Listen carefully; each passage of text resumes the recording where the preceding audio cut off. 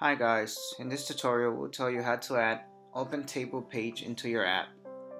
The OpenTable page helps you drive more traffic to your restaurants and increase revenue by letting users make a reservation right through the app. Before we explain the process of adding OpenTable page, we would like to inform you that this feature is only available for restaurant category apps. So let's get started. Enter your business name and click on Next.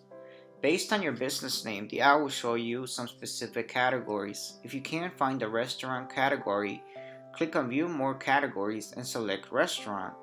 Once done, click on Next. Now select an app design as per your choice and click on Next. If you forget to select the restaurant category earlier, don't panic. Go to Design Customization. Now click on Apply Identity menu.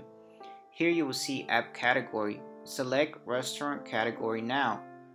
Now go back to My Features, click on View All here and search OpenTable. Click on the page to add it. Here's your OpenTable page name. If you want, you can change it as per your needs. From here you can change the page icon. If you want, you can select a solid outline icon or image from my library or upload your own custom icon image. This is your OpenTable menu name. If you want, you can change it as per your requirements. From here you can change the OpenTable menu icon. If you want, you can select icon from my library or upload your own custom menu icon.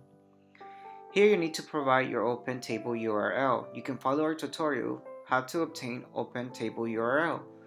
To obtain your OpenTable URL, click on Add More button to add multiple OpenTable URLs. From here you can delete the OpenTable URL. Once you are done, click on Save and Continue to finish creating your app.